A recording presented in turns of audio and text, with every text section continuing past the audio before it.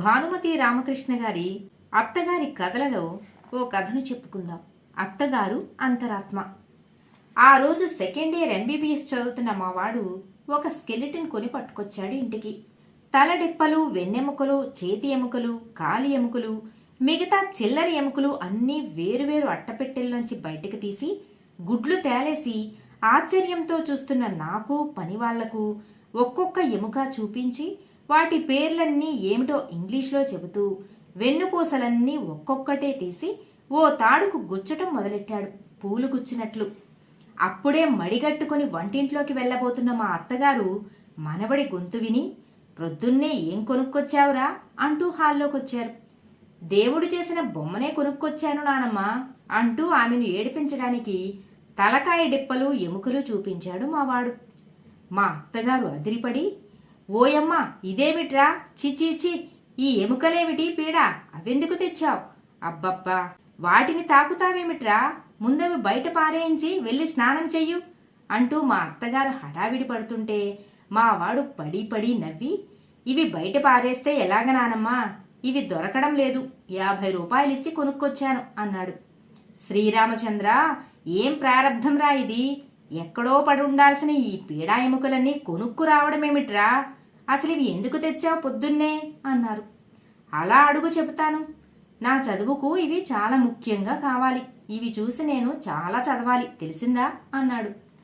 ఓరి నీ చదువు బంగారంగాను, ఇదేం చదువురా, దొరబిడ్డలాగా చదివి ఏ కలెక్టరో కావలసిన వాడివి ఈ పాపిష్టి ఎముకలు చూసి నేర్చుకునేదేమిట్రా, ముందవన్నీ తీసి దిబ్బలో పారేస్తావా లేదా అంటూ ఆవేశంతో ముందుకొస్తున్న మా అత్తగారిని చూసి మా వాడు మళ్లీ పడి పడి నవ్వడం మొదలుపెట్టాడు. నానమ్మ, ఈ పీడా ఎముకలే నీలోనూ ఉన్నాయి తెలుసా, ఈ ఎముకలు ఎవడవో పాపం, వాడు బ్రతుకుని వస్తే ఇట్లా అనేదానివా, రా బాబు కూర్చో అనేదానివే కదా, పైన కప్పి ఉండే చర్మం, కండలు లేకుండా చూస్తే అందరిలో ఉండేది అస్థిపంజరమే నానమ్మ, ఆడా మగ ఎముకల్లో కాస్త తేడాలుంటాయి అంతే.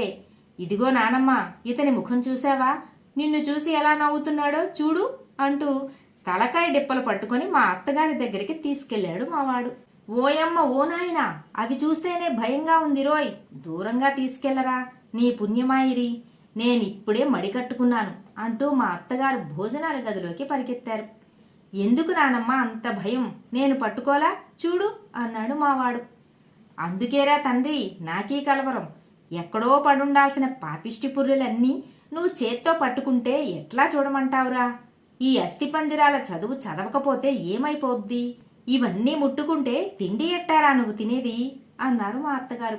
మావాడు తేలిగ్గా నవ్వేసి, అలవాటైపోతుంది నానమ్మ, నీలాగా నేను మడిగట్టు కూర్చుంటే నా చదువెట్లా సాగుతుందనుకున్నావు, రేపట్నుంచి రోజు పొద్దుటే వెళ్ళి డిసెక్షన్ వేరే చెయ్యాలి నేను అన్నాడు వాడు.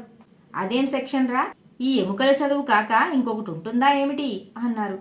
మావాడు వాళ్ళ నానమ్మ మాటలకు నవ్వలేక పొట్ట పట్టుకుని, సెక్షన్ కాదు నానమ్మ, డిసెక్షన్ అంటే శవాన్ని కోసి శరీరంలో ఉండే విషయాలు విశేషాలు తెలుసుకుని చదవాలి అని మావాడు చెప్తుంటే మా అత్తగారు ఏమిటి అంటూ ఒక్క క్షణం కొయ్యవారి నిలబడిపోయారు. ఎంత మోసం, ఎంత ఘోరం, శవాన్ని కొయ్యడమా, అది కూడా చదివేనా అన్నారు మా అత్తగారు. అవునానమ్మా, మరి డాక్టర్లు కావాలంటే ఊరికే అనుకున్నావా అన్నాడు. నేననుకోవడం ఏమిట్రా, లక్షణంగా పుస్తకాలు చదివి డాక్టర్ కాలేరట్రా, అయినా వాళ్ళంతా ఇట్లాగే అయినారా, ఈ కాలం చదువులిట్లా అయినాయి గాని అన్నారు అత్తగారు. అయ్యో నానమ్మ, అందరూ ఇలాగే చదివి డాక్టర్లు అయినారు అని మావాడు మళ్లీ నవ్వడం మొదలుపెట్టాడు. ఏం కాదు, నాకు తెలిసి ఎంతమంది డాక్టర్లను నేను చూడలేదు, పుస్తకాలలో తెలియకపోతే ఏ మందు ఎప్పుడు ఇవ్వాలో ఎట్లా ఇవ్వాలో పెద్ద డాక్టర్ల దగ్గరికి వెళ్ళి అడిగి తెలుసుకో అన్నారు. అట్లా డాక్టర్లను అడిగి ఏ మందు ఇవ్వాలో తెలుసుకుని ఇస్తే కాంపౌండర్ని అవుతాను గాని నానమ్మ డాక్టర్ని ఎలా అవుతాను, మావాడు నవ్వలేక అలసిపోయాడు. కాకపోతే ఏమంటా, నేను మొదటనే చెప్పాను బిడ్డను లక్షణంగా కలెక్టర్ని చదివించమని, మీ అబ్బాయి వినలేదు, పొద్దున్నే వెళ్ళి ఏ దిక్కుమాలిన పీడాకారాలెన్నో కోస్తూ ఆ పాపిష్టి ఎముకలు ముందేసుకుని ఈ చదువు చదవకపోతే ఎవడడిగాడంట, వాడికి లేకపోతే నీకైనా జ్ఞానం ఉండక్కర్లే, బిడ్డని ఇట్లాంటి చదువా చదివించేది అంటూ మా అత్తగారు నా వైపు తిరిగారు. హతోస్మి, ఏం చెప్పేది నా అవస్థ, ఆమెలాగే నేను మా వాడు చెప్పిందంతా విని మతిపోయి నిలబడ్డాను. బిడ్డని ఇలాంటి చదువు చదివిస్తున్నామే అనే బాధ ఓవైపు, రేపు వాడు ఒక పెద్ద డాక్టర్ అవుతాడనే సంతోషం ఇంకోవైపు పెనవేసుకుని ఏం మాట్లాడాలో తెలియని అయోమయ స్థితిలో ఉన్న నన్ను చూసి మా వాడు, ఏమ్మా నీకు భయంగా ఉందా అని అడిగాడు. మా అత్తగారే అందుకున్నారు. భయమేమిట్రా, కంపరం పుట్టుకొస్తుంటేను ముందా ఎముకలన్నీ తీసి దెబ్బలో పారేస్తావా లేదా అన్నారు. నానమ్మా, నువ్వు నిజాన్ని చూసే భయపడుతున్నావు, మనలో ఉండేవి ఇలాంటి ఎముకలే అన్నాడు వాడు. ఊరుకోరా పిచ్చి కుంక, మాటి మాటికి ఆ పీడా ఎముకలకి మన ఎముకలకి పోలుస్తున్నావు అన్నారు. సారీ నానమ్మా, అన్నట్లు నీలో ఉండే ఎముకలు మడి ఎముకలు గదు, కాని వాటి ఆకారం కూడా ఈ ఎముకల్లాగే ఉంటాయి అన్నాడు. చాలే ఊరుకో, మళ్ళీ అదే మాట, ముందవన్నీ తీసి బయట పారేస్తావా లేదా? చిచీచి, ఇదొక చదువా? నేనింకా అన్ని చదువుల్లాగే ఆడుతూ పాడుతూ పుస్తకాలు చదివి డాక్టర్లు అవుతారనుకున్నాను గాని ఇట్లా ఎముకలు పట్టుకొని ఊరేగుతారని తెలిస్తే ఆ రోజే వద్దనేదాన్ని.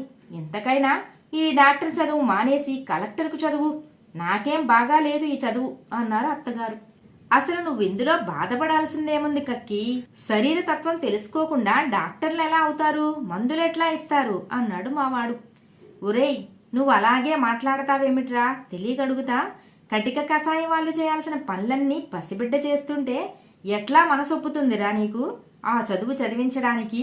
శరీర తత్వాలు బాగా తెలిసిన పెద్ద డాక్టర్ల దగ్గరికి వెళ్ళి అడిగి తెలుసుకుంటే సరిపోతుంది కదా అని ఆమె చెప్తుంటే మా బావగారు పొట్ట చెక్కలయ్యేట్టు నవ్వి, అలాగే కక్కి, నువ్వు చెప్పినట్లే చేద్దాం, అబ్బాయితో మాట్లాడతాలే అంటూ లేచి నిలబడ్డారు. అప్పుడే ఎక్కడికిరా, వాళ్ళింట్లో పెళ్లి రేపు గదూ అని అడిగారు మా అత్తగారు. పెళ్లింటికి కాదు కక్కి, హరికథ వినడానికి. మా ఊరివాడే చంద్రమౌళి శాస్త్రులు, బాగా చెప్తాడులే, బాగా చదువుకున్నవాడు, వేదాంతం అంటే ఏమిటో క్షుణ్ణంగా తెలిసినవాడును. అన్నట్టు వస్తావా కక్కి, నాతో పాటు తీసుకెళ్తాను, నువ్వు ముఖ్యంగా వినాల్సిన విషయాలు చాలా చెప్తాడు అన్నారు మా బావగారు ఉత్సాహంగా. అంతకంటేనట్రా, ఈ కట్టె కడుపుకు ఇంత వండి పడేయడం తప్ప అలాంటి వేదాంత విషయాలు చెవును పడేసుకునే అవకాశమేది? నేనుగా ఎటూ వెళ్లేది లేదు, నువ్వు తీసుకెళ్తానంటే రానంటానా, తప్పకుండా వస్తా అంటూ నన్ను కూడా రమ్మని బలవంతం చేశారు మా అత్తగారు. మా బావగారు కూడా బ్రతిమాలడం వల్ల నేను కూడా బయలుదేరక తప్పలేదు. హరికథ ఆరంభమైంది. ముందు వెళ్ళగానే మా బావగారు లోపలికి వెళ్లి హరికథ చెప్పే శాస్త్రులతో కాసేపు మాట్లాడి వచ్చారు. శాస్త్రులు గారు హరికథ ప్రారంభిస్తూనే శీర్యతీతి శరీరం అంటే శరీరం నశించే స్వభావం గలది అంటూ మొదలెట్టారు. వెంటనే మా బావగారు నా వైపు చూసి, విన్నావా అమ్మా, మన కక్కి వినాల్సిన విషయమే ఆరంభించాడు అన్నారు భావగర్భితంగా నవ్వుతూ. మా అత్తగారు మా మాట వినే ధ్యాసలో లేరు. శాస్త్రులు గారు ఏం చెప్తారో వినే ఉత్సాహంతో ఇంకాస్త ముందుకు వంగి కూర్చున్నారు. శరీరం నశించేదైనా ఆత్మ నశించదు, ఆత్మకు చావు లేదు, అది కేవలం పరమాత్మ స్వరూపం. ప్రపంచంలో ఉండే మానవులందరిలోనూ ప్రకాశించేది ఆ పరమాత్మ స్వరూపం యొక్క ప్రతిబింబమే. ఉదాహరణకు సూర్యుడు ఉన్నాడు, ఎదురుగా అద్దం పెడితే ఆ అద్దంలోనూ సూర్యుడు కనిపిస్తాడు, కాని అది సూర్యుని ప్రతిబింబమే, ఇద్దరు సూర్యులు కారు. అయితే ఆ అద్దం పగిలి సహస్ర తునకలైందనుకోండి, ఆ 1000 అద్దం ముక్కల్లోనూ 1000 సూర్యులు కనిపిస్తారు, అవన్నీ ప్రతిబింబాలే, సూర్యుడు మాత్రం ఒక్కడే. అలాగే ఒకే పరమాత్మ స్వరూపం ప్రతి మానవుడిలోనూ ప్రతిబింబిస్తుంది, అదే ఆత్మ.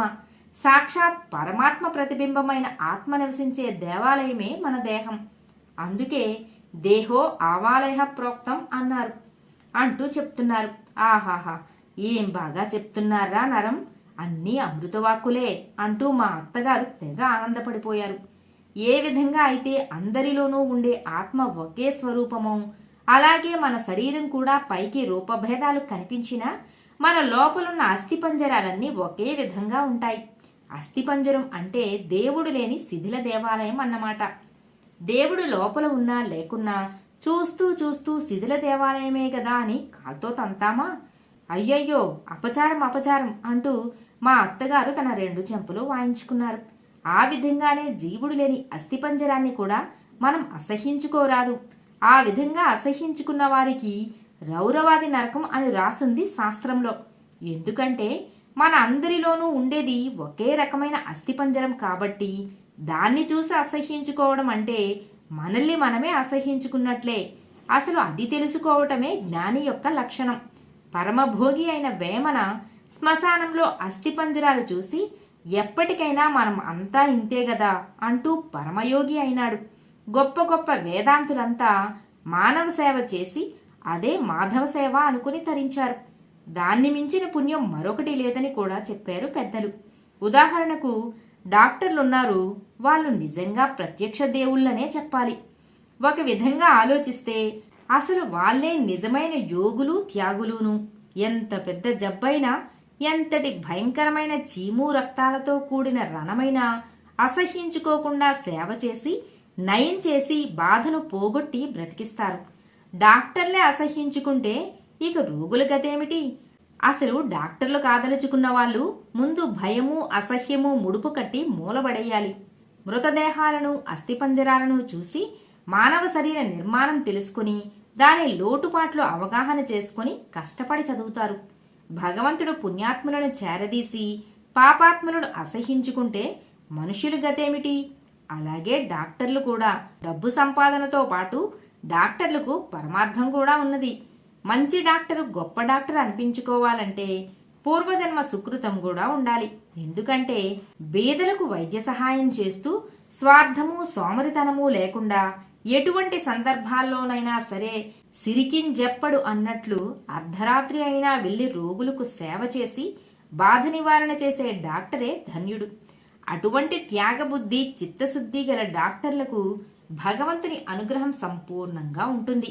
అందుకే ఒక్కొక్క డాక్టరు మస్తం అమృత హస్తం అంటుంటారు. ఇలా సాగింది.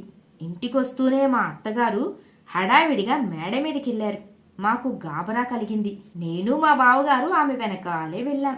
అప్పుడే మా వాడు తను తెచ్చిన అస్థిపంజరాన్ని ముందేసుకుని పుస్తకంలో ఉన్న పుర్రెను అసలు పుర్రెను జాగ్రత్తగా పరీక్షిస్తున్నాడు. మా అత్తగారు వెళ్తూనే ముందు అస్థిపంజరానికి భక్తిగా నమస్కారం చేసి 3 సార్లు లెంపలు వాయించుకున్నారు.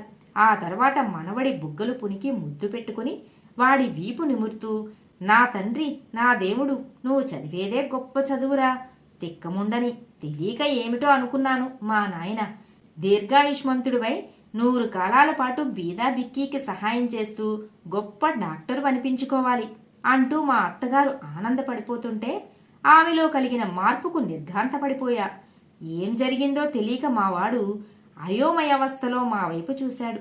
వాణ్ణి చూసి నవ్వుతూ, తర్వాత చెప్తానోయ్ అన్నారు సౌండ్ లేని లిప్ మూమెంట్తో మా బావగారు. కథ సమాప్తం.